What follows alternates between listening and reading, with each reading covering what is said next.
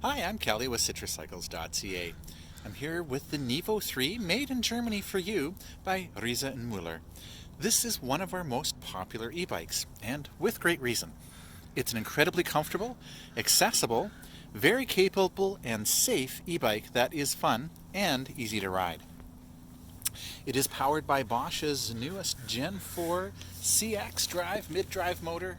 You've got lots of options available, including knobby tires, dual batteries, and even a Gates carbon fiber belt instead of a chain. In this video, I'm going to start with an overview of the Nevo3 and then take you through the detailed specs of the bike.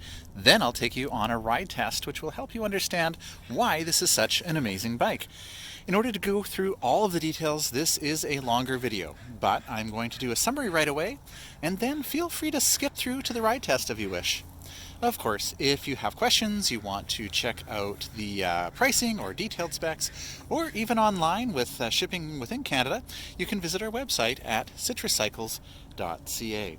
If you're from Canada, you will find our contact info on our website. You can reach out to us with any questions or schedule an appointment to come try it yourself here on beautiful Vancouver Island. If you're not in Canada, you will want to contact your local R&M dealer, as the details may vary from country to country. I should also mention that I'm not getting paid to do this video, so I'm going to share with you the things I like about the Nevo3 and the things that I would change. Of course, I do support my family by selling e-bikes, but my approach here at Citrus Cycles is to help you find the perfect e-bike for your needs. This is why I do the videos, and this is why we offer many other options in addition to the Nevo3, should this not be the perfect option for you. So who is the Nevo3 for, and why is it so popular? Well, I was looking for ways to not start with the most obvious feature of the Nevo3 because I didn't want to call it a step-through. Let's call it instead a bike with no barriers to entry, or an incredibly accessible bike. Or maybe let's call it a bike that is super easy to get on and off, even when you load up the back rack with your groceries or camping gear or even a child seat, and now you don't have to lean a heavier bike over and try to get your leg over the back. It's ideal for starting and stopping on your commute. It's so easy and so comfortable that it just calls out to you to ride, whether it be a quick run to the grocery store or a tour across Canada. So why don't I want to call it what it is, a step-through? Well, I often have customers that come in that have hesitations about possible compromises with the step-through. Maybe in terms of styling or the handling characteristics of the bike. But once you see the Nevo3, any concerns you have about styling are gone. It is a stunning design that appeals to everyone. Later in the video, I'll show you the option with the front rack and the knobby tires, and that's interesting because it really changes the character of the bike. It looks something, really rugged and off-road capable, whereas right now it looks a little bit perhaps more refined. So it's an interesting, depending on how you configure it, it really changes the looks and the style, but it is a beautiful bike. But then you try it, and you realize that R&M's engineering means that the Nevo3 performs incredibly well. In fact, it performs as well as any regular frame bike, and I'm going to prove that to you in the ride test if you want to skip over to that. Now, the comfort extends well beyond the ease of access due to the step-through frame design. It is an upright, comfortable riding position that doesn't compromise on control over the bike. With an optional adjustable stem, you can really dial in the comfort. With wide 2.4-inch wide tires, an adjustable air fork, and the new Thudbuster G4 suspension seat post, the ride is smooth and stable, even on difficult terrain, and it inspires confidence and encourages you to ride more often. Attention to the smallest details like ergonomic grips, a comfortable saddle, and convenience features like an optional front carrier with a bag, I'll show you later, a built-in frame lock, and an optional chain and seat back carrying bag for that chain makes this the perfect e-bike. It's got powerful brakes and bright front and rear lights running off of your main battery, making it as safe as it is comfortable. The Nevo3 uses Bosch's Gen 4 CX mid-drive motor, which means it's responsive, powerful, and safe. With 85 Newton meters of torque, you'll fly right up the hills. You can choose a Gates carbon belt instead of a chain when you get the Vario model like this one here, or the RollOff. and that makes the bike virtually maintenance-free. I'll talk about the belt and the Vario and the RollOff a little bit later. It is made in Germany, and you can see and feel the attention to detail and engineering when you come and ride it. Now, when you get a bike made in Germany, you are getting a bike made by people that are treated well, a company that cares about the environment and sustainability, and a design team that has a strong engineering background, but also a cycling culture. As R&M custom makes all of their bikes in Germany, they use an innovative approach. They don't actually build a bike until a dealer orders it, so they don't have a factory warehouse full of bikes. That means you have lots of customization options. There's 3 different colors. The white you see here, red and lunar gray, and 3 different drivetrain options and 4 different sizes. Let's take a look at the other colors. So here you can see the beautiful red color along with the lunar gray metallic.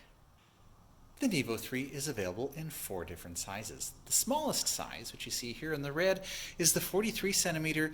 We're really excited about that because it actually gives you a 26-inch wheel up front instead of the 27.5 on the larger sizes. So that 26-inch Big Bend Plus tire, highly puncture resistant, reflective sidewall, but being a 26-inch wheel, that gets the bike a little bit lower to the ground. For a lot of our customers that want a smaller bike, they feel more confident, a little bit safer on this because they are lower to the ground compared to the 27.5. 27.5, of course, is a more traditional tire size, and that's available on the other sizes, the other 3 sizes larger than the 43. So it's nice, got lots of size options. You can really find the exact right size for you. You can also get knobby tires, an optional front rack. We're pretty excited because now there's going to be an optional front rack with a bag. I don't have a picture of that bag yet. R&M hasn't released it, but we're pretty excited about that possibility. And then my favorite feature is the possibility to add cageless water bottles. Okay, well, maybe not my favorite feature, but certainly one of my favorite features. Here's an example of it on the R&M Super Delight, which of course comes with it, but we can certainly add that for you for the Nevo3. And basically, you lift up and you can see that the bottles have these little hooks in them and hooks on the bike that match, and it just slides on, slides off. The great thing is that they're close, accessible, easy to reach while you're riding, and they don't get in the way when you're getting on and off the bike, which a lot of traditional water bottle cages will get in the way in the step through. So this is a brilliant position for them. You can find all of these options on our website, but if you find yourself a bit overwhelmed and need help making the right choice, that's what we're here for. So if you're in Canada, feel free to call or email, and I'm happy to help. You can find our contact info at citruscycles.ca. Now, aside from all of the great features and the amazing ride characteristics of the e-bike, it's also a beautiful looking bike, engineered and designed to meet its purpose. Next, I'm going to talk more about the benefits of the Nevo3, take you through the various models of the Nevo, and then delve into the details. If you wish, you can skip over to the ride test video at any time. As I mentioned earlier, the Nevo is one of our most popular e-bikes, and the reason is simple. It is comfortable and safe. The upright riding position makes it very comfortable. With the Nevo3, you can choose to get an adjustable angle stem when you get the kiosk, smartphone hub, or Nion display. This is the Nion here.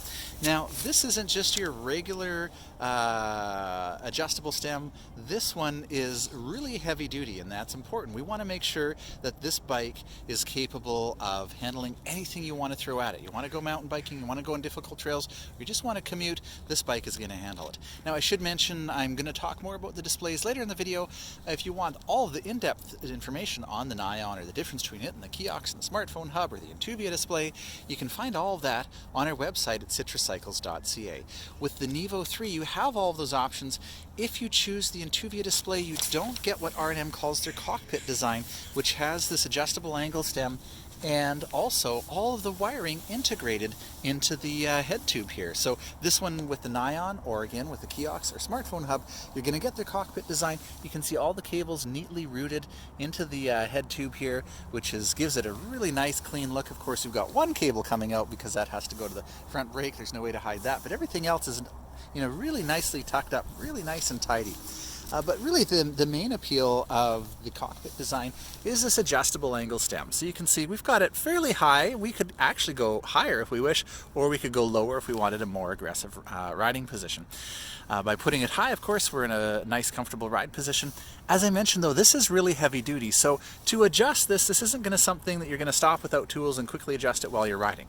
That's not necessarily a bad thing. In fact, R&M designed it that way because they didn't want there to be any chance of this adjusting while you're riding. And sometimes that can happen, with a single bolt adjustable stem. That bolt gets loose over time and then boom, that can fall. That would be really problematic. So we've got 2 bolts here that we actually have to loosen off. We have to back them out quite a ways because there's actually kind of teeth in there that grab, and then you have to loosen the 2 Torx head bolts here as well in order to free up the whole side of the clamp. Once that whole side of the clamp is free, then you can slide that over, make the adjustment, put it all back together, tighten it all back up, even put the torque ratings on each bolt there as well, so you make sure you get that nice and tight, and then you don't have to worry about moving at all. So it's quite very, very sturdy.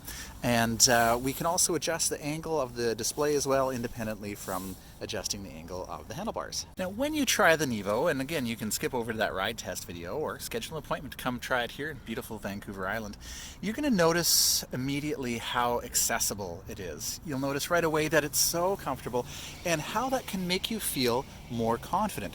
When you're more confident, you're going to ride more often. And I point that out because sometimes people are concerned about the handling characteristics of a step-through frame. And I'll tell you a little story. One of the first e-bikes I rode many years ago was a step-through with a front hub motor. It was a terrible bike. Wow, I kept hitting my foot on the front wheel. I fell off going around a corner because the bike couldn't handle corners. That was a long time ago, but even now I do see some step-through frames that have a speed wobble where the whole bike will shake at certain higher speeds because the frame isn't rigid enough. Now, most people aren't riding a step-through bike at high speeds, but I want to be able to if I need to. If I wanted to, I want the bike to handle whatever I want. And so none of those things happen with the Nevo3. And that was really because of R&M's engineering approach. So as a little example, R&M uses an elevated chainstay. So when we've got a Gates carbon belt here, there's 2 ways we can design the frame. Most bikes, if you look at your bike at home, I'll show you a bike right now with a regular chainstay and a belt. So here's a different bike with a regular chainstay and a belt, and you can see the belt is running above and below the chainstay. So when we need to replace that belt, it has to go above here and below here. The only way to do that is to have a break in the frame, so you loosen off that bolt, take the frame apart, pass the belt through, and that means that we do have a fairly narrow, regular-sized chainstay. Okay, so as you can see, a regular chainstay has the belt above and below it. That means the chainstay has to be thin and has to have a cutout in it. This is really clever. R&M managed to get the belt running entirely below the chainstay. You can see kind of it tucked up in there. It's still kind of behind or below the chainstay here. So if I need to change this belt after, say, 20,000, 30,000 kilometers, I just remove the rear wheel, put a new belt on, put it back up. There's no break in the frame that's necessary. That also allows them to make this really thick, and that allows the whole structure of the bike to be much more stiff, much more stable, and that's what we want. We want a really stable bike, and so little things like using that elevated chainstay, it really enhances the riding characteristics, and that's just one example of the many ways that R&M designs this bike to handle well. And you're going to see this on the ride test. I'm going to take you on some pretty crazy trails, and it handles really well. In fact, if you go with the GX option that gives you knobby tires, it is very off-road capable, and it's really an incredible bike that is so much fun to ride. So obviously, I love the Nevo3, and so do our customers. Well, what would I want to change? Well, one thing we could consider is that the Nevo3 doesn't have R&M's control technology. That means although we've got this fantastic air fork up front and a thud buster suspension C-post to really smooth out the ride, there isn't a independent rear swing arm and shock. Now, there's 2 reasons for that. First, if they did that, that's going to move the step-through area much higher in order to accommodate the shock. And this is actually quite low, making it really easy to get on and off, fairly wide as well. And that can be really nice. But of course, the other reason is, well, they actually already have a model very similar to the Nevo with their control technology, with that independent rear shock and swing arm. That's called the Homage. If you get a chance, head over to our website, citracycles.ca. I do have a video review of the homage, which is very similar to the Nevo, but it does have that rear swing arm, which is going to give you more comfort and also more control of the bike. But of course, that's going to add to the price, it's going to add to the weight, and it's going to add to the standover height. So the Nevo3 is actually a really great value and a lot of fun to ride, as you'll see on the ride test. Speaking of changes, and again, I'm always just going to tell you, my own personal opinion. I love the Thudbuster, the new G4 especially. It's very effective. Personally, I prefer the Connect from Cirrus, made in Bellingham, I believe. I'd love to see that as an option, but of course, you could always change that later if you don't find that the Thudbuster is effective enough for you. So when configuring your Nevo3, there's lots of options to consider. It is available in 4 frame sizes, including a smaller 43 centimeter frame size that moves to 26-inch wheels instead of the 27.5 that we have on the rest of the frame sizes. You can even choose the tires themselves. These are the Schwalbe Supermoto X on the 43 centimeter size. It's going to be a Big Bend Plus. If you go with the GX option, then you get knobbier tires. Before I get to the knobby tires, let me talk about these Supermotos. So the Supermoto X is a fantastic tire. It's 2.4 inches wide, so a nice wide tire. Now sometimes I have people say, oh, that's going to be, slow and inefficient. Actually, it's got a very rounded profile here, and so that means if you're rolling on pavement, you're really only rolling on the center strip here. Very fast, very efficient, but when you get into grass or gravel or sand or any, thing other than hard-packed cement, the rest of the tire is going to come into play, especially in cornering or soft material. It's going to help you from sinking in. It's going to help you kind of float above. Gives you lots and lots of traction. So I love that. It's actually really good on wet as well. Really the only weakness of this tire is if you get into a lot of deep mud, then you need some knobs, and that's where we'd look at the Rock Razor. It is quite puncture resistant, which is nice. Long lasting. I'm always surprised at how many kilometers people put on their bikes with the Supermotos before they have to change them. And of course, we've got the reflective sidewall there, which is really nice to keep you safe at night. And this is the Rock Razor tire that you get with the GX option. I really like this tire. It's got these low profile knobs here in the middle, so it's not noisy or slow on pavement. It's got these wider knobs on the side, so when you do get into mud and wet conditions, or you're leaning the bike over in a corner and through some mud, those are really going to grip in well and keep lots of traction for you. So it's great for off-road and gravel. It's interesting, you do lose a little bit of puncture resistance compared to the Supermoto X. You also lose that reflective sidewall. So you may want to install the optional reflectors on the side, or perhaps some reflective stickers, which we have on the forks, which are maybe a little less bright to look at than the regular spoke reflectors. But either way, something to be safe on the side is a good idea. Schwalbe markets these as kind of a dry weather tire. Rock Razor is kind of for gravel and stuff, but I've had a lot of success with these in wet conditions here on Vancouver Island in mud, and I really quite find that they're very, very useful for me. Schwalbe doesn't make a Rock Razor for 26-inch wheel size, so when you choose the small frame of the Nevo3, you get the 43 centimeter, you get the 26-inch wheel size, and so they use this Schwalbe Smart Sam. I actually really like this. I'm surprised they don't use this on the other frame sizes, because Schwalbe does now have a 27.5, the Smart Sam. It's got this continuous bead here for when you're rolling on pavement, but we do have these really nice knobs here for when you do get into the mud. Again, it's actually quite puncture resistant, very similar to the Supermoto, but we do lose that reflective sidewall again. So to get those knobby tires, you choose the GX option when you're configuring the bike. That also gives you these bar ends compared to not having them without the GX option. And you also get the pedals upgraded, which I really like. These pedals are a little bit wider platform pedal with some knobs there, so that if you get into wet riding conditions, your feet aren't going to slide. The standard pedals are not my favorite. That's something I would change. That comes with the bike if you don't choose the GX option. You may want to consider changing those. They are a little bit slippery when they're wet, not particularly wide, so that's something worth considering changing. With the Nevo3, you can also decide how far you're going to be able to go on a single charge. With a 43 centimeter size, you can select a single 500 watt-hour power tube Bosch battery integrated into the frame like you see here. Or you can do two 500 watt-hour batteries by adding one onto the rear rack. That will double your range. With the dual battery option, the second battery is a PowerPack 500 mounted under the rack here.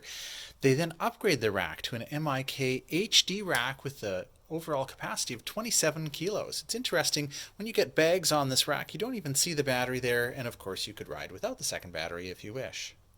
Now, on the other three sizes, you can actually go to a 625 watt-hour power tube battery that's integrated in the frame here instead of a 500 watt-hour. That's going to give you a 25% more range. And of course, you can also, in addition to the 625, still add that 500 on the back to give you tremendous range. Now you can see it's a beautiful, clean, integrated look with the battery integrated in the down tube here. Of course it is removable. We've got this cover on it here, and this is a standard Bosch battery. It's not proprietary to R&M. That's beneficial because we know that 7 or 8 years from now, should you need a replacement battery, Bosch is going to have that for you, because Bosch requires all manufacturers using their motor to use their battery. That way you're not reliant on one bike manufacturer having a warehouse full of those batteries for when you need them in the future. Bosch has got you covered. And the nice thing too about Bosch is that's something you can pick up at pretty much any bike shop. Pretty much all bike shops deal with Bosch. And we're looking at probably 1,000 complete charge cycles before we see any significant loss in capacity. Speaking of charge cycles, the Nevo3 does come with a 4 amp charger, which is great. So it's a faster charger than the 2 amp that's also available. The 2 amp is a little bit lighter if you wish. You can charge the batteries on or off the bike. There is a charging port here. This is Bosch's standard charging flap. It's not my favorite actually. Here's another minor thing that I might change, but I'm getting better at it. So you just lift that up, and there's a little nub in there that kind of holds it into place. It's kind of hard, especially when the bike is new, to get that back in. A trick that I found is kind of push up a little bit with my thumb, and then I can kind of get that in there, but I still struggle sometimes. There we go. I got it. You heard it click, and it's in there now.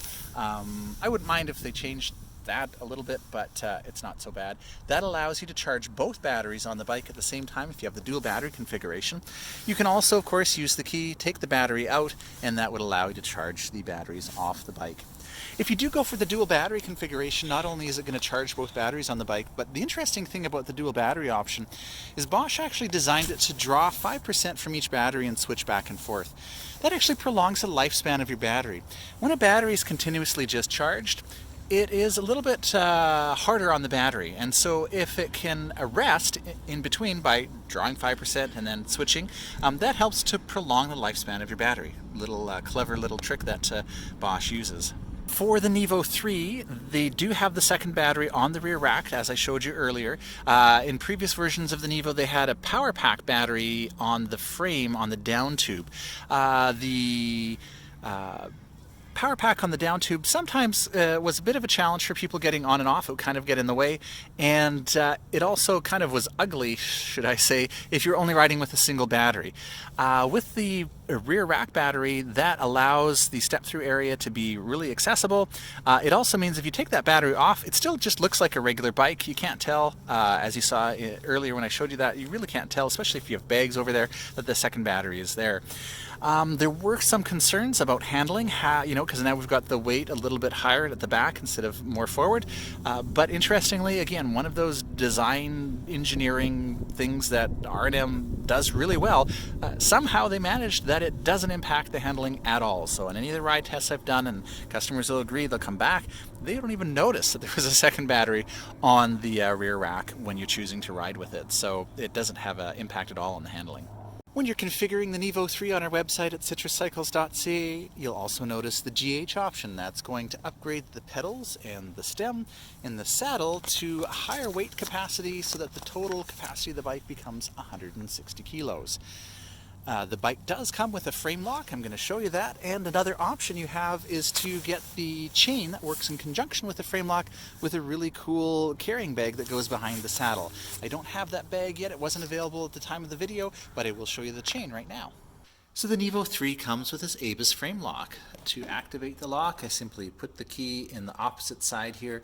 While I'm turning the key, I push the knob here down, and that's going to put a steel bar through the rear wheel. It's going to be hard for me to do while holding the camera, but I'll give it a try. Alright, I'll show you what that looks like now. Now that I've pushed that down here, there's now a steel bar going through the rear wheel. It means the bike can't be ridden away. But of course the bike could be picked up and carried away.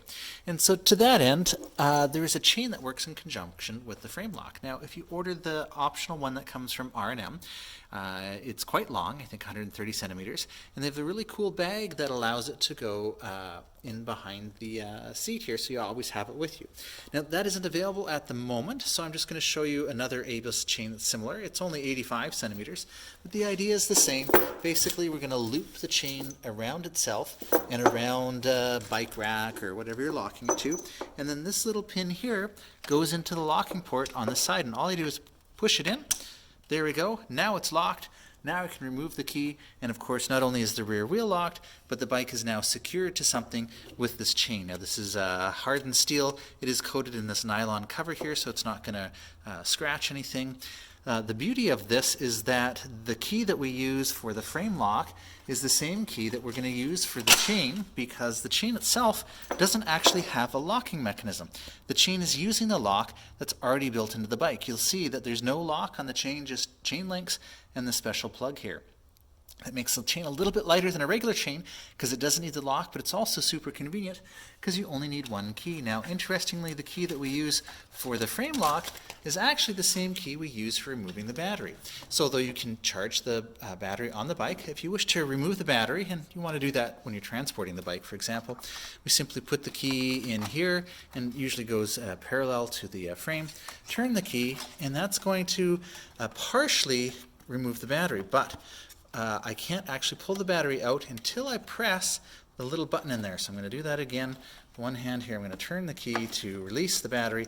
And now pull as I might, that battery's not going to come out. It's a safety feature. You have to press the button first. Now we can release the battery. Of course, that's a fair bit of weight, so it's always handy to remove the battery when you're transporting the bike.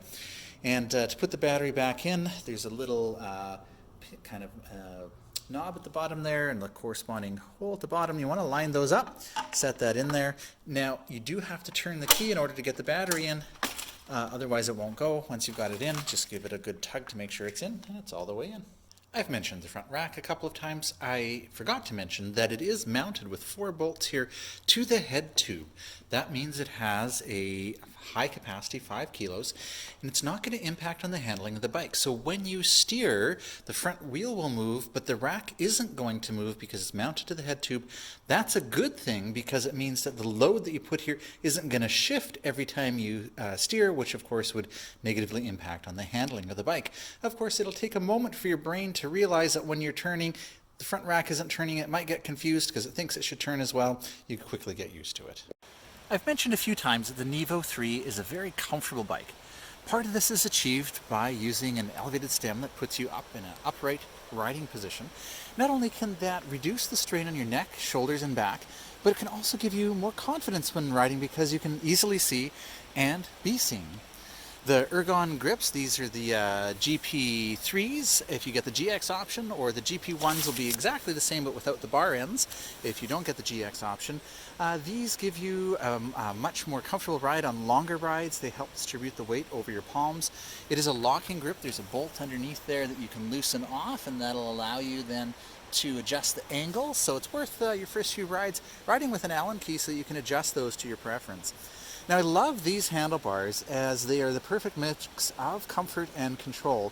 So with these types of fairly wide bars with a little bit of sweep, you can ride the bike aggressively if you need to. So if you ride on trails like these here, or even if you don't plan on riding aggressively, but in an unplanned emergency situation you need to get out of the way quickly, this bike can handle it. Now if you prefer to be even more upright, we can change these bars to comfort bars that have a little bit more sweep and put you in even more comfortable riding position.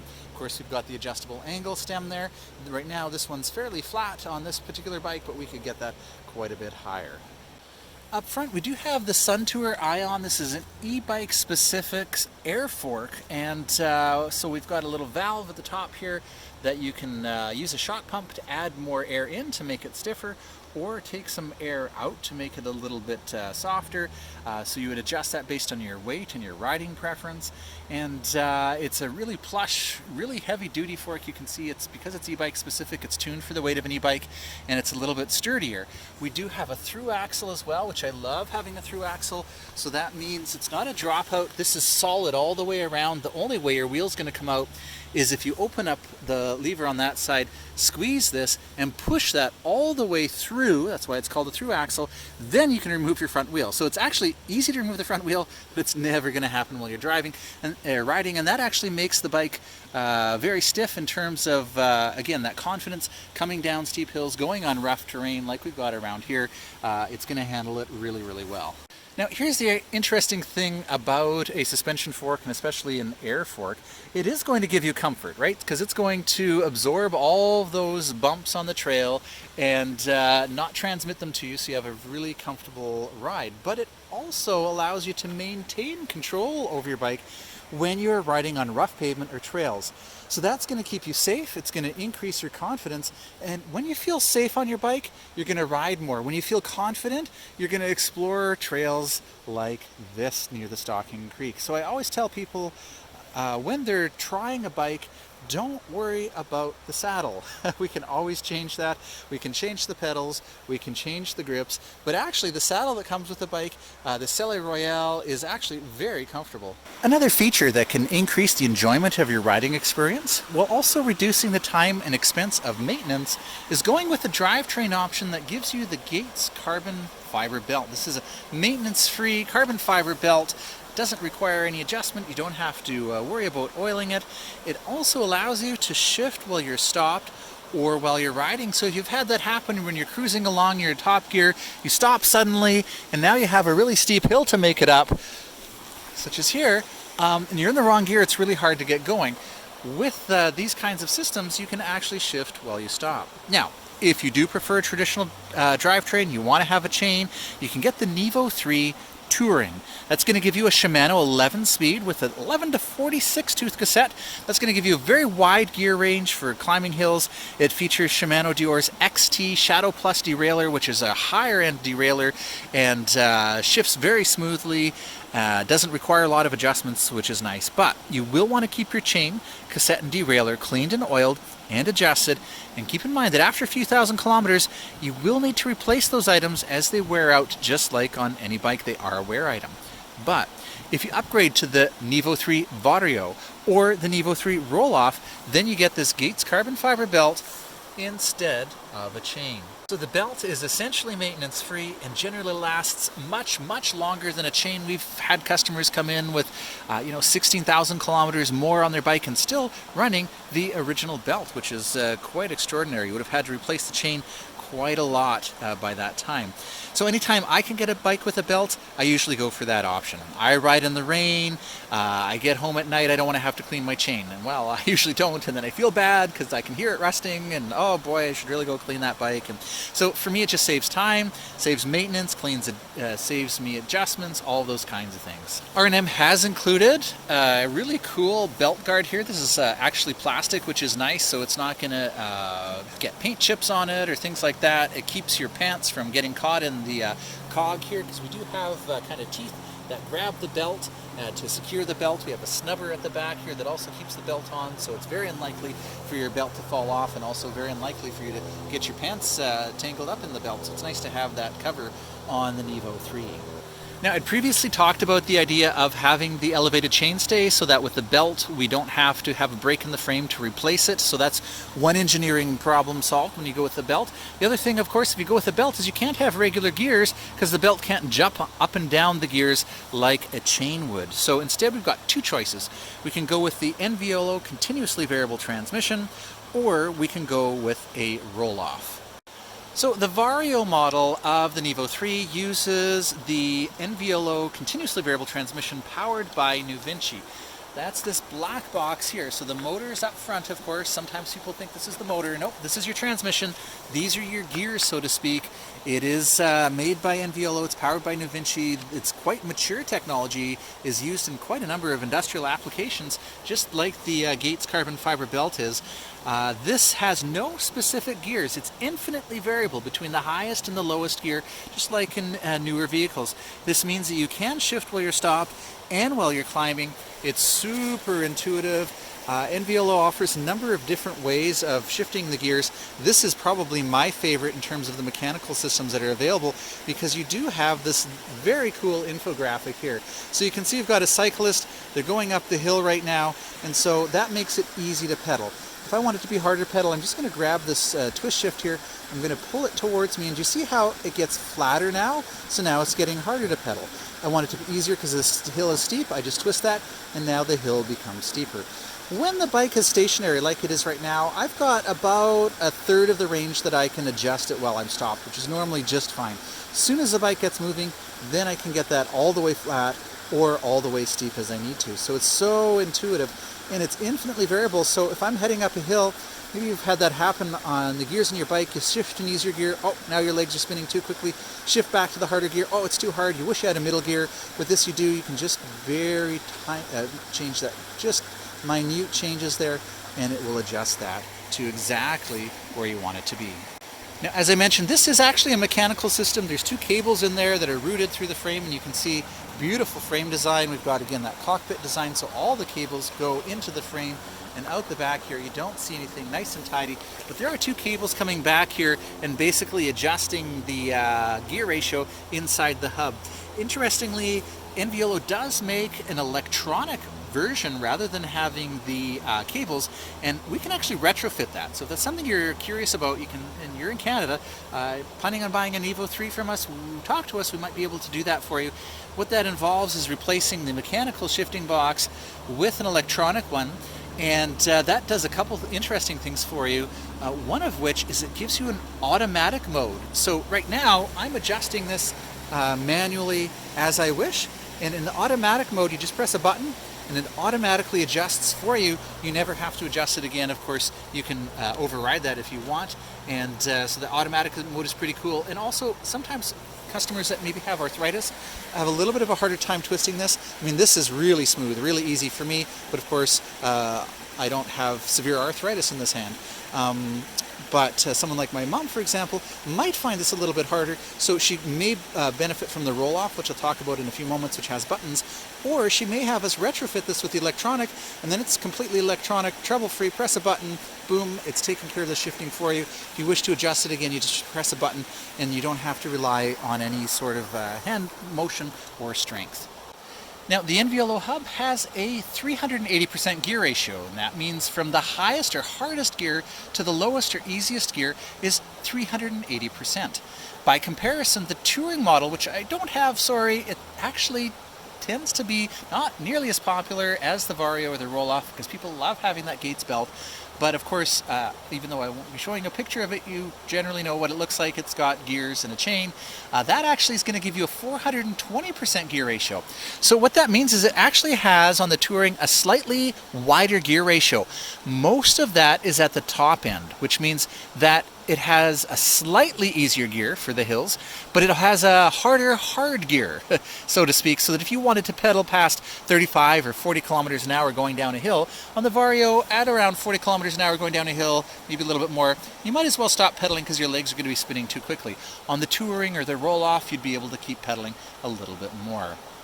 So the second option for using the Gates carbon fiber belt is to go with the Nevo3 RollOff. And let me go to a bike that has the RollOff to show you how that works. So we're looking at the Supercharger RollOff right now, since I don't have a Nevo handy with the RollOff hub. The RollOff Speedhub E14 is an internally geared 14-speed transmission with electronic shifting made in Germany. Just like the Vario, you can shift while you are stopped or while you're coasting. You can also shift through all the gears at once. Shifting is electronic. You press the button and it shifts within 180 milliseconds. Simply press up to shift up a gear. Now we're in 2. Down, shifts down a gear, and you can shift multiple gears at a time. If I press and hold the plus here, it's going to shift 1 gear, and then 3 more, and I'm all the way up into 5, just like that. The RollOff appears to a lot of people because it has 14 specific gears. It has a much wider gear ratio and has proven itself to be incredibly durable. We've heard reports of RollOffs with over 300,000 kilometers on them, so if you want a trouble-free solution, the RollOff is worth considering. Unlike the Vario, this isn't a continuously variable transmission. There are 14 specific gears, but it isn't a mechanical system with cables. Like the Vario, it actually has electronic shifting instead. It also supports automatic downshift. So when you come to a complete stop, the bike will automatically downshift to whatever gear you specify if you wish. So for example, 5 or 6. Now RollOff and Bosch work together on this, so when you shift, power from the Bosch motor is momentarily cut. Now it only takes 180 milliseconds to shift, so you're not actually going to notice it. But that does facilitate the shift, since any drivetrain will perform better when it's shifted not under a heavy load. So you can actually keep pedaling and shift if you wish, as the system will cut power to the motor and make the shift more smooth. However, you will find that things will run a little bit smoother if you coordinate the shifting so that you ease up a little bit on your pedals, or align your pedals so there's no torque on them when you shift. Now, I've probably made it sound really complicated, but it's really easy to use and is very intuitive. In fact, I love the new eShift feature from RollOff compared to the old mechanical twist system. Really, really easy to use. I also love, from a maintenance perspective, we don't have to worry about the cable stretching or anything like that. And, you know, when the gears are all enclosed in the hub, they're going to work like they're supposed to. It's not going to not shift when you want it to and shift when it's not supposed to. All those things that can happen with a conventional drivetrain. All you'll have to worry about is an annual oil change, which is really easy to do yourself. We have a kit for it, or any bike shop can do it for you. Now, one of the big advantages of the RollOff is it's got that massive 520% gear ratio. That means a really low gear for climbing hills makes it super easy to climb the steepest hills, and a really high gear so that if you want to pedal fast down hills, you can. So with the RollOff, I can go down a really steep hill and pedal past 50, 60 kilometers an hour, and my legs aren't spinning too quickly. Conversely, I can go up a really, really steep hill, go down to my first gear, and make it really easy to climb right up. Now, I should clarify, a wider gear ratio doesn't necessarily give you more power. It just makes it easier to get a lower gear to make it up the hills. So we've got the benefits of lower maintenance and the wide gear ratio. You also, of course, get that ability to shift while you're stopped or while you're coasting. So when you're cruising down a hill and you've got a big hill to climb up next, you don't have to do that crazy thing where we kind of pedal and shift at the same time to be in the right gear. You can just go ahead and shift while you're coasting. If you forget to stop, forget to downshift when you stop, you pull up to a stop sign, or somebody cuts in front of you, whatever, you need to stop quickly, not a problem. Bike's going to automatically downshift for you. So you can tell I love having a Gates carbon fiber belt and the RollOff or the Vario. What's the downside? Why wouldn't you do that? Well, it is a little bit more expensive, so it is a bigger upfront investment, but it saves you money in the long run. A chain, cassette, and derailleur on a regular drivetrain are wear items. They are going to wear out. A belt will eventually wear out, but it lasts significantly longer than the chain. But then you're still only replacing the belt. That RollOff, like I said, basically lasts forever, and so in the long run, it's going to save you time. It's going to save you money, but it's also going to save you time because you're not having to worry about doing those maintenance things and adjustments and all sorts of things. So hopefully I've done a good job explaining the RollOff and the New Vinci or the Vario. It can get a little bit confusing. If you have questions, you're in Canada, reach out to us on our website at citruscycles.ca. Another cool little thing, if you go with the RollOff for the Nevo3 Vario, you're actually going to get an upgraded front light. You're going to get the Supernova M99 Mini, super bright light. It's got a high beam button on high beam. It's 1250 lumens, and we also get an integrated brake light. So super, super bright, visible at almost a kilometer, and when I pull either of the brake levers, it actually gets brighter, so that's pretty cool. So the Nevo3 does feature Bosch's Performance Line CX. This is their Gen 4 motor. So compared to the previous generation motor, which was Gen 2, which is a little confusing, this one's actually 50% smaller, 25% lighter. There's virtually no resistance when the assistance is off, either if you turn the bike off and ride it with the assistance off, or you're over the 32 km/h cutoff speed, which is a legal requirement here in Canada. It also has 85 Newton meters of torque versus 75 on the previous generation, and torque, of course, is what gets you up the hill, so lots and lots of power. People always ask me the wattage. Well, for regulatory reasons, they say it's 25 watts, but 250 watts, sorry, 25 would be very low. 250 watts, but it peaks much, much higher than that. That's just a regulatory number, and to be honest with you, the wattage number doesn't really tell us a whole lot, especially if you're comparing it with the bike with a hub motor. Here what we really care about is the torque. With 85 Newton meters of torque, it gives you lots of power for getting up the hills. Now the Bosch system is very clever. It actually senses your torque, that is how hard you're pedaling, your cadence, that is how quickly your legs are spinning, and the speed of the bike. There's a speed sensor on the back here, 1,000 times per second. So it's basically reading your mind and responding accordingly. So if you pedal very lightly because you've got a difficult section of the trail, then it gives you just a light amount of power. If you pedal hard because you want to make it all the way up that hill, it's going to give you lots of power. Of course, you've got 4 different levels of assistance. You've got Eco, which is going to give you your lowest level of assistance. I'll just pop up to the Nion display here and you can see our levels of assistance. So I can go all the way down to Off. Gray, ride like a regular bike with no assistance from the motor. Go to Eco, gives me about 50% of my input power, so not a lot of assistance, gives me tremendous range. Tour is what a lot of people tend to ride on. That's going to give you a good moderate amount of power. Sport is for a little bit of a hill, or if you want to go even faster. And of course Turbo for the really big hills, or if you're just tired on your way home and want to get there quickly. Now, the Bosch system does have walk mode as well, so if you do have a hill that for some reason you don't feel like you want to ride up, or you've got heavy bags through groceries and you're in a pedestrian area and you're having to push your bike, or you take the ferry and they don't like it when you ride off the ferry ramp, then you do have walk mode. To activate the walk mode is a 2-step process. First, you want to make sure the assistance is on rather than on off, and you just press and hold the walk button right up here at the top. The display then gives you a visual cue. It says, look, the next thing you have to do is press and hold the plus button. Ah, okay, so, because when I press and hold walk, nothing happens. So it says press and hold the plus button. Okay, so press and hold walk, release it, press and hold plus, and boom, there we go. The bike is moving along at a 4 or 5 kilometer-hour pace, just perfect for guiding it along wherever I need to go. So that's how you enable walk mode. So obviously this is the Nion display, and with the Nevo you've got different options. You can via the kiosk, the smartphone hub, or the Nion. To get all the details of them, head over to our website at citruscycles.ca. Okay, so why do we care that it's Bosch? I mean, what does that mean? I've talked about the features of it, but one of the things we love about Bosch, aside from how it rides, it's just very, very natural.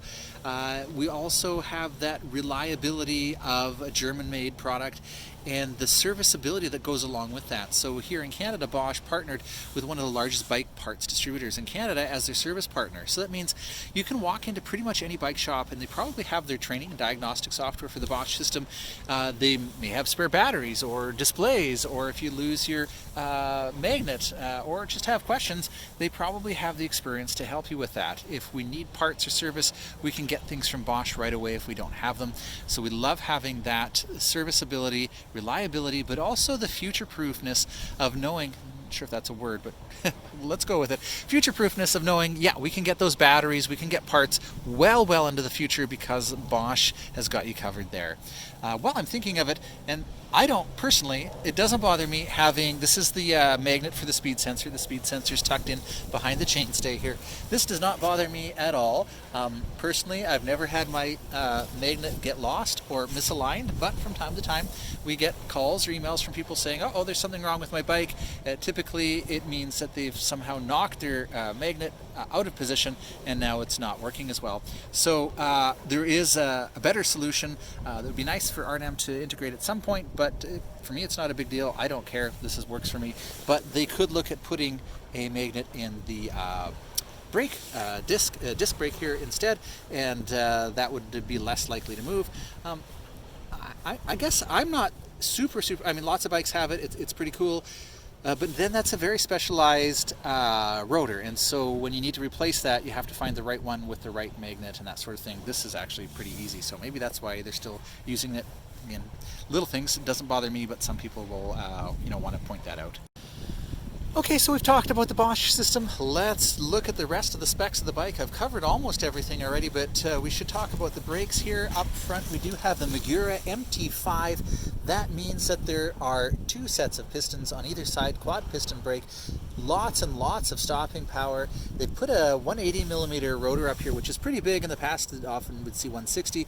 I wouldn't mind if they put a 203, but that's probably a little bit of overkill because we already have the 4 pistons. It gives you lots and lots and lots of stopping power. On the back, we have the Magura MT4s with just one large piston because most of your braking power is actually in the front. There would be no need to have the 4 pistons on the back. And of course, the very comfortable Magura levers here that can be adjusted, so you can take an Allen key and adjust this bolt, and that'll bring the levers closer or further away from the bars to however you need to fit them. I already mentioned the lights. We do have the Supernova light up front here, nice and bright. I like the fact that it's mounted on the handlebars here. That makes it easy. If we wanted to adjust it, you could loosen that bolt off a little bit and adjust it as you ride if you wish to. This one, it's right now nice and tight, so I'm not adjusting it, but we've got it at the right angle. You know, it doesn't going to blind oncoming traffic. By having it a little bit up higher instead of on the fork, it shines a little bit further over bumps and things like that, so it's nice up there. Although if you do have the front rack like I've got now on the Nevo here, the Nevo Vario with the GX tires in the front rack, you'll want to make sure you don't stack something up really high to block the light. But of course, if you stack something up really high that it blocks the light, you're not going to be able to steer either, so that's not a big deal. And around back, of course, we have a nice bright light with side visibility as well, and we do have the reflector built into there as well. While we're at the back here, I should mention the rack, nice and sturdy. It is rated for a max load of 20 kilos. This is actually an MIK compatible rack. That means there's a little hole here and back here that any Basel MIK bag will just click in and click off. We've got a whole bunch of them on our website if you want to check them out. We have them in the store here as well.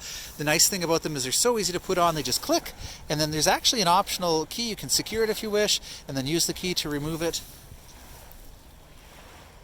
And you can also buy just the plate if you want to convert an existing bag to an MIK bag.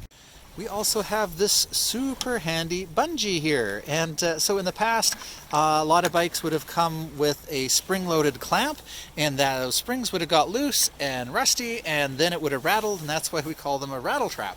But with this bungee, it is adjustable in terms of the length, so if I need to fit something under there, I just loosen that off. This becomes much looser. I could put you know, a jug of milk or whatever I want under there if I don't have my pannier bags. It's just nice knowing that I could still throw something on there, and that's going to keep it secure but also quiet. More kind of mundane things, but practical and important, is we do have these nice full-length wide fenders that allows us to use the 2.4-inch wide tires, or 2.35s like these Rock Razors are. Nice full coverage at the back, couple stays here at the front, plus mounted to the fork, so nice and secure. It's not going to flop around, and it's going to keep you mud-free when you're riding, especially when combined with that belt guard on the other side.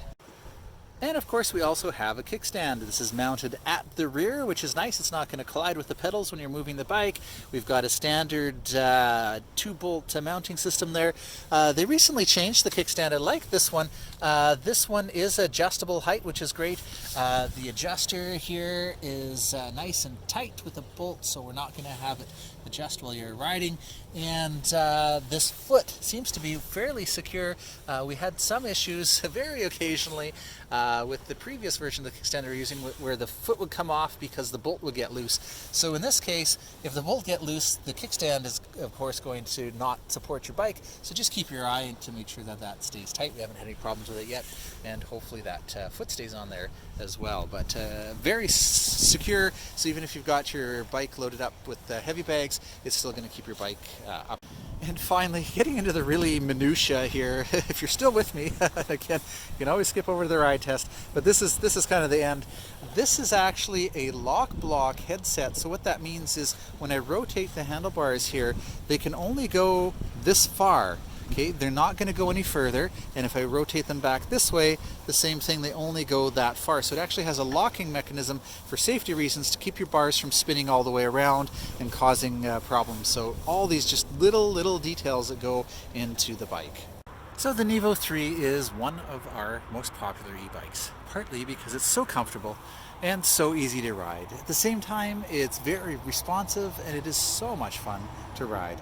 Our customers love it because it's accessible and you feel safe on it, so you're going to ride it more often, longer distances. And that's what you want, a bike that you love to ride and one that requires very little maintenance.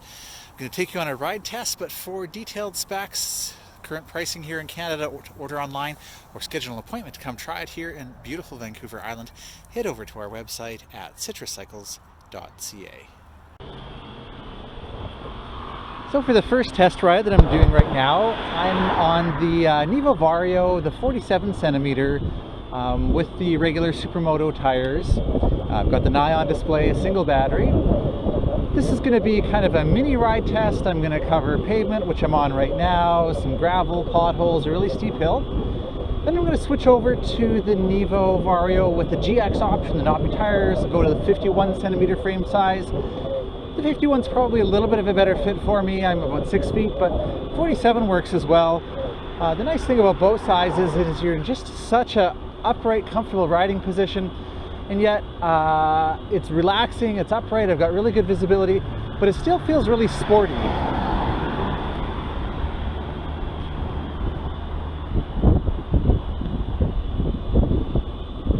So on the flat there on tour, very easy to get up to that almost 32 kilometers an hour cutoff speed when the motor stops assisting. And the nice thing about the Vario here is if I didn't downshift before I stopped, I can go ahead and adjust that gear ratio to make it really easy to get started.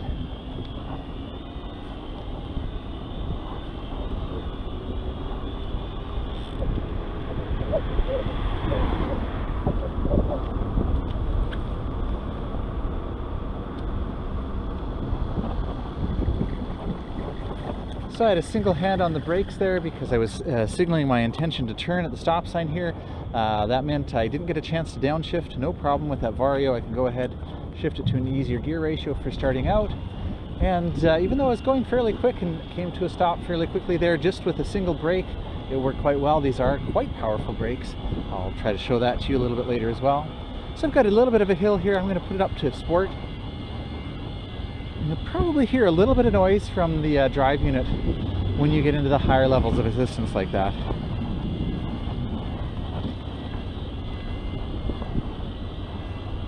No problems on the hill, lots of power from the bike. Put it back down to tour. I do like the color coding on the Nion, makes it really easy to see what level of assistance I'm in without having to read it. I can just glance down.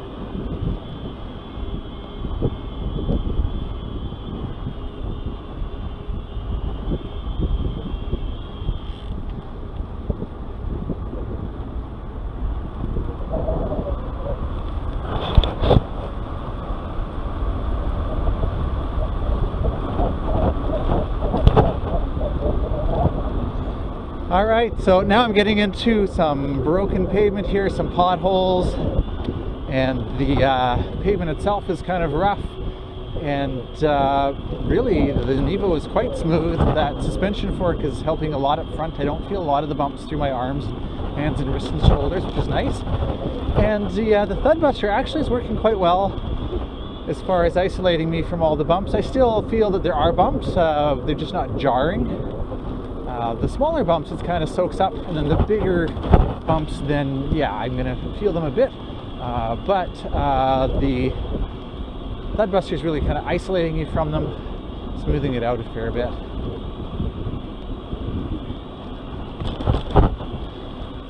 Supermoto tires are doing really well on the pavement, of course. They're not slow at all, very quiet. Now we're getting into some gravel here, lots of potholes. I'm gonna do some swerving. I'm gonna jam the brakes on here on the gravel, and no problem. Again, I didn't downshift, but I can do that after I stop, which is great because I've got the Vario. Yeah, very good braking response. Try that again. Yeah, tons of braking. If I want, I can lock up the brakes and skid a little bit on the gravel. The Supermoto is doing really well. Now we've got some wet stuff here as well, wet mud, and you know, I can swerve, I can corner at high speeds, no problem. Lots of grip, lots of traction. It's nice having a really wide tire like that.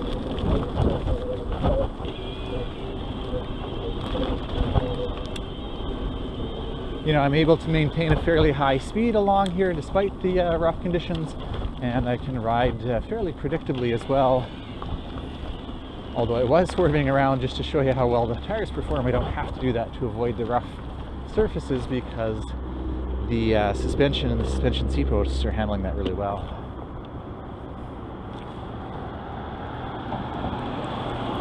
So next I'm going to head up a really steep hill. I got to go through a tunnel first. So the first hill is, well, by Ladysmith standards, not that steep. The one after that will be quite steep. I'm not sure if the GPS will pick it up or not because of the tunnel. Certainly the speed you'll see on the screen in the bottom right corner won't be accurate on the hills because for some reason the camera doesn't actually measure the speed correctly when you're on an incline, but the gradient is usually fairly accurate. So I stopped here at Transfer Beach to just do a little bit of the talking part of the video, and I thought, well, you know what, I should show you how well the Nevo performs on grass. So this is actually wet grass, very wet. I can feel when I'm walking sinking in a little bit because it's very wet, and so I'll put her onto tour here and see how well it does. And you know, this is something that I talk about with customers a fair bit in the store. So no problem. You can hear it, right? It's like really wet. Oh boy. But with these wide tires, no problem, right? I'm not spinning out. I haven't had a loss of traction. I haven't had to, if you've had that happen on a narrow tire bike on really rough terrain, you start wiggling a lot because the tire can't go straight, right? It keeps digging in. And with the Nevo3 here, with these Supermoto 2.4 inch wide tires, they're really floating on the mud and grass and not digging in, and so I have no problem there. Okay, next I'm going to head up the steep hill here.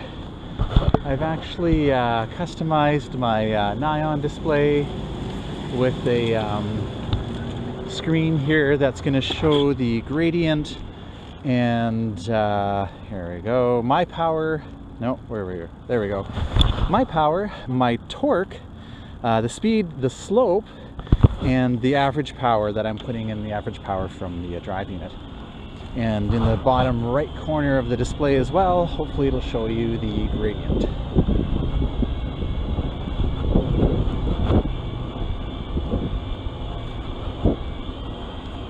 So for the hill here, I'm going to put it up to sport now. Hopefully the GPS will work. Sometimes going through the tunnel gets it confused. So right now, I don't know what the camera will show. The bike's showing about a 12% slope. So that's not too terrible by Ladysmith standards. In a moment, the hill under the tunnel here is going to be quite a bit steeper.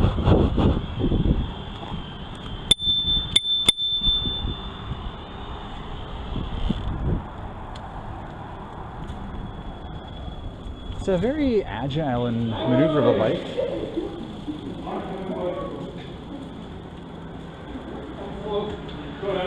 Thanks.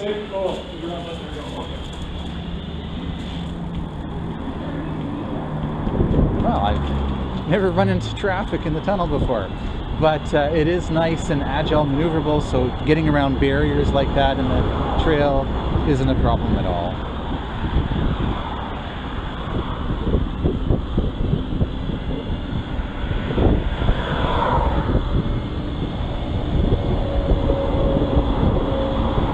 Coming up here, I'm gonna ride off a curb. No problem, feel very confident doing that. All right, I'm gonna put it up to turbo for the hill here. Kind of dial in an easier gear ratio, and the nice thing is I can do that while I'm pedaling up the hill, while I'm climbing. I can get that to where I need it to be. And so, yeah, I'm not sure. It's fairly steep. I seem to remember this being about a 20% grade, something like that. But no problems. I mean, I'm going, what, 10 kilometers an hour and not having to work at it very hard at all. I'm only putting in 20 Newton meters of torque and less than 150 watts of my own power, and just crawling up the hill, no problem at all. Let's turn around and go down, try out the brakes, and then I'll come up again.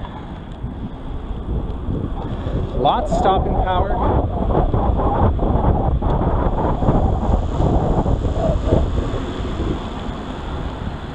So I hit about 40 at least coming down, easily stopped it, no problem. Interestingly, going down, I noticed the slope was like minus 20 something, so it should be the same going up. We'll head back up. This time I'm going to stop partway up, and I want to address a concern that sometimes people have. They say, well, does the bike have a throttle? Well, the bike doesn't need a throttle, and I'll demonstrate why for you right now. So I'm going to stop fairly steep part of the hill. There we go. Now, but people would say to me, oh, well, I need a throttle to get started. Well, yes, on a bike with a hub motor with either a cadence sensor or not a very good torque sensor, it doesn't know that you want to get going, and so you need the throttle. But here's the thing. It's so steep, I have to keep my hands on the brakes here. On the display there, you can see my torque is 0. I've got my hand on the brakes, so I'm not going to roll, but if I put pressure on the pedals, you can see that's going up. Very sensitive. Now I've got about 33, 38, ease off on the pedals, 28, down to about 10. So that's actually measuring. I'm not moving, the bike's stationary, the pedals aren't moving, but it knows, because it's reading my torque, how much pressure I'm putting on the bike. So now if I release the brakes and actually push down and allow the pedals to turn, boom, I get the assistance immediately, right away, because that whole time I was stopped, it was listening to me, it was listening to how hard I was pedaling and ready to go. So you get that assistance right away, right from the start. There was no delay, there was no need for a throttle. The other time people will suggest that they need a throttle is to get across an intersection quickly. And so here's a good example. I'm starting on a hill and boom, put it on turbo, got up to 16, 20 kilometers an hour very, very, very quickly, enough to get through the intersection very quickly, no need for a throttle. And that's a good thing, because a lot of places you actually can't ride with a throttle. Here in BC, you can't ride a e-bike with a throttle in provincial parks, municipality North Couch, and lots of places are not allowing them. And really, the only reason for a throttle is if you simply don't want to pedal at all, but you know, you kind of want a bike, right? Okay, so I'm going to switch bikes now. We're going to go to the larger frame size and knobby tires, and now we'll do an extended ride test. If this is enough for you, you can bail here if you wish.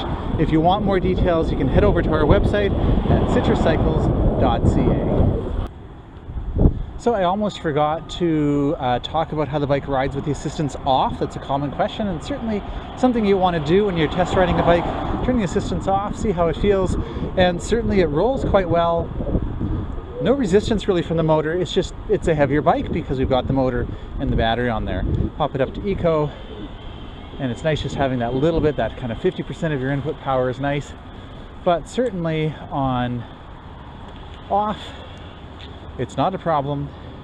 Of course, if you run out of battery, it was your choice, because there is a range calculator that tells you exactly how much further you can go before you run out of battery.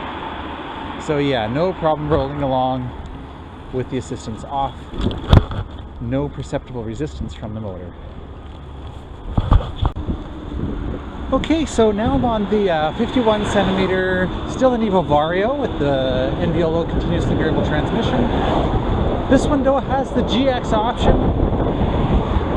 I really like the Rock Razor tires. I'm going to go on some off-road on this section of the ride test. You know, I'm the type of rider that I see a trail that I haven't been on and want to explore it. I see a mountain that I haven't ridden up, I want to go up and see what's up there. So I like having these tires for that. I noticed with the size, you know, with the 51, it does move the handlebars a little bit further out. So I'm not quite as upright. Also, the way this bike is set up, the stem is a little flatter.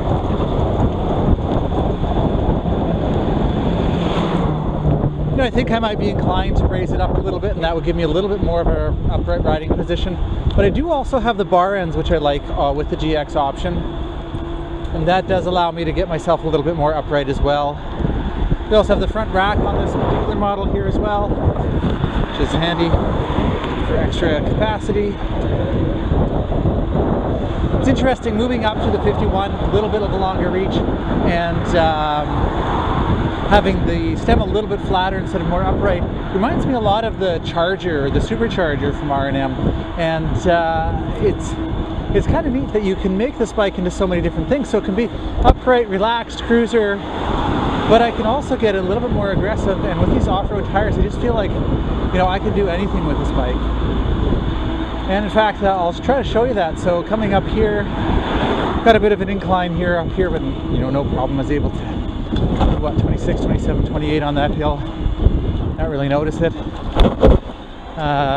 Anyways, I got a little pocket park on the left here that I'm going to drop into. Fun little gravel trail. It's fun to ride around. And this is where it's nice having a bike like this. You can do those kinds of things. So a lot of times I talk about, you know, how capable the bike is and go off-roading and stuff like that, and sometimes people think, well, you know, I don't plan on ever doing that. Why would I need a bike like that? It's nice to have a bike that exceeds your requirements. You know, for a couple of reasons. Sometimes you will want to head down to the ocean on a trail like this and go, hey, you know what?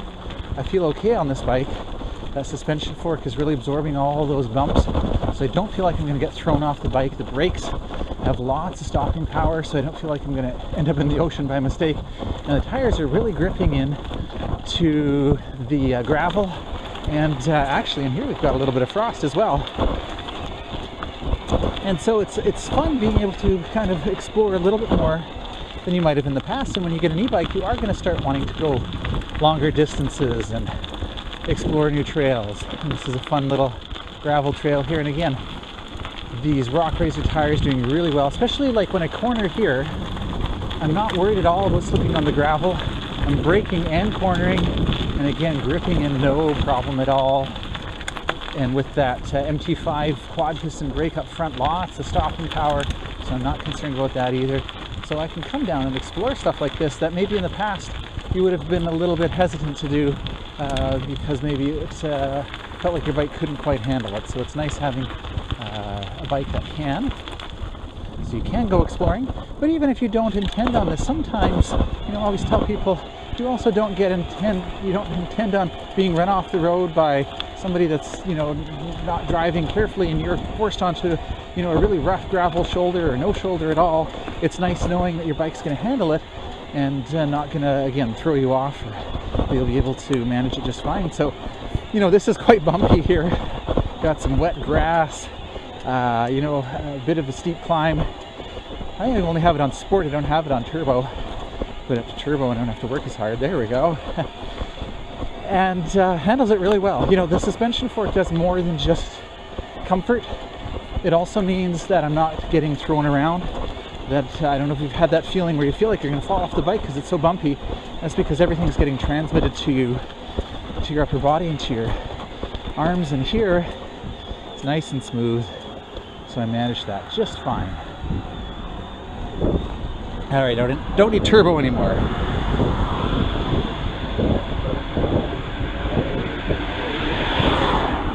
So I'm back on the paved cycling path here. It's going to end. So I'll head back onto the road for just a few hundred meters, and then onto the Cowichan Valley Trail, go on the Stocking Creek portion of it. Hard packed gravel. So instead of, you know, the trail kind of just ends here. No problem with the Nevo riding through deep, long grass with ruts. Back onto the road. Because I've got those wide tires, I've got a very, very stable bike that can handle all those kinds of things.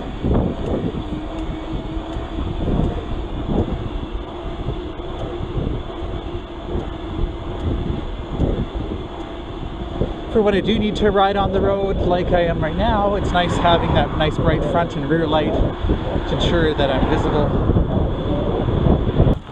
Lots of people out on the trail today, looks like it.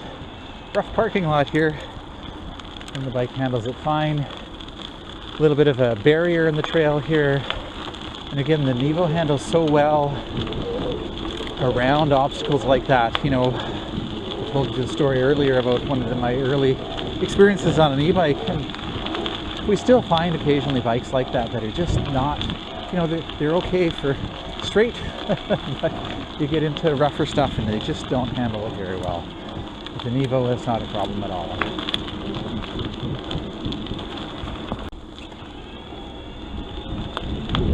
So on trails like this with hard packed gravel, you could go with a Supermoto just fine. It's going to be a very good tire for this type of thing. I've got the rock razors on right now, which will be handy if I get into some mud, but the Supermotos will be just fine. So it's a nice, wide, comfortable trail. Comfortable bike for a comfortable trail. Up ahead, I'm going to veer off onto a side trail. It's got some rocks and roots and some mud. And, you know, for me, I like to do that because I like to explore. It's fun. But, you know, it's interesting. One time I was on a ride test on here, and the trail was blocked ahead. We were working on it, and so I had to go on the side trail. And that's kind of when it, you know, occurred to me that, yeah, you can't always go the way you want to go sometimes. And so you can plan out a great, safe route on your bike. Sometimes you're forced to go a different way. And it's nice having a bike that's going to accommodate that. But you don't have to give up and go home because the road or the trail is too rough. Another barrier in the trail here, no problem getting by it. Bike is very stable for those kinds of things. It's a sunny winter day here, and so everybody's out on the trails. It's crazy.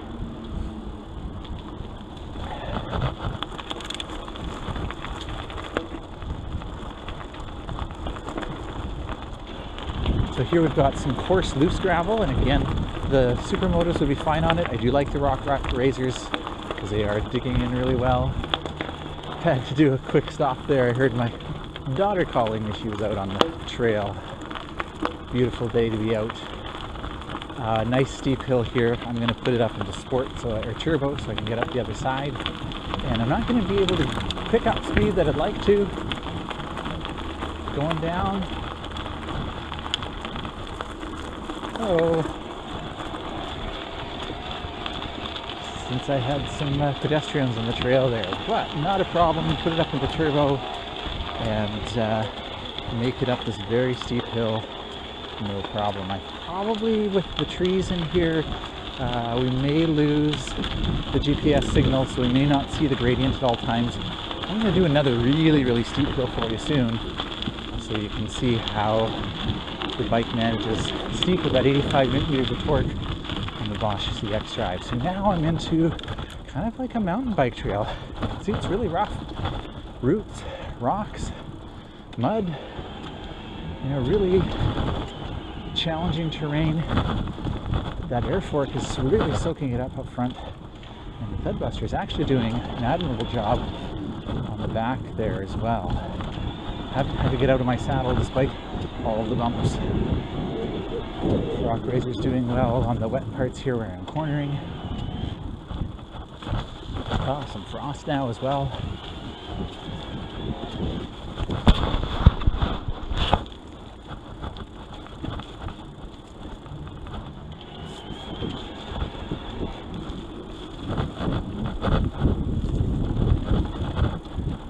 And you can see it's a beautiful trail, but it is a little bit rougher than maybe you'd normally come on with your bike. But this bike's capable of it, and you kind of get used to it, and it's a lot of fun to explore.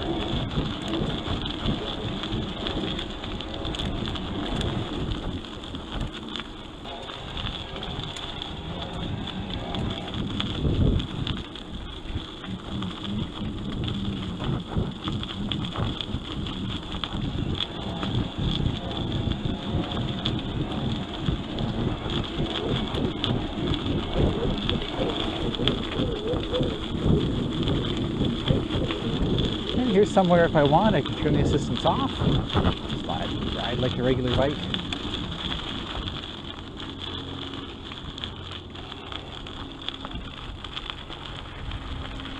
Alright, I've got a nice steep hill here. Again, awesome to have these very powerful brakes. Again, personally, I like having the rock razor for loose kind of stuff like this. Supermoto would be just fine, but there's something comforting about having those knobs when I need to dig in.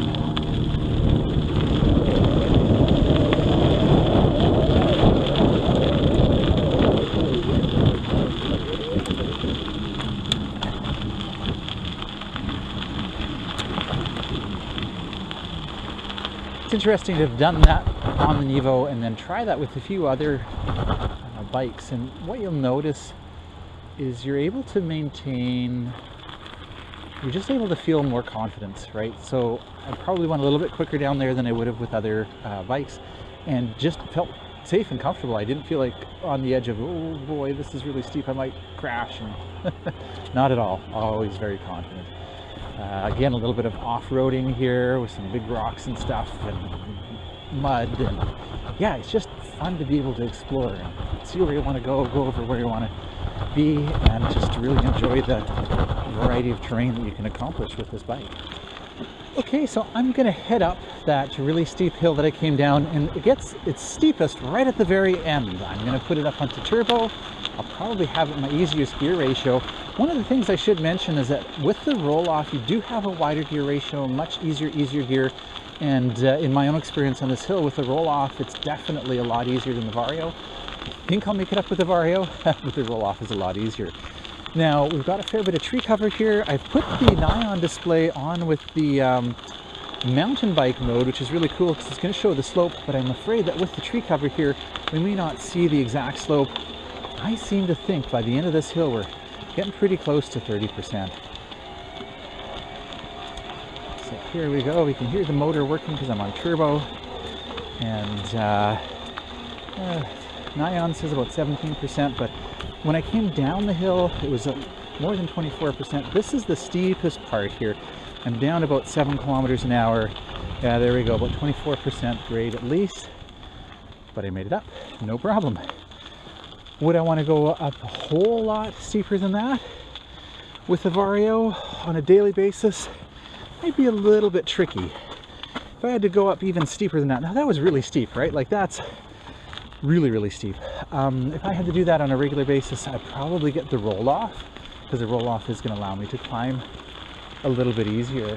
But I made it no problem with the Vario on that. And so for the occasional use, like when I come on this trail and have that really steep section there, not a problem getting up it.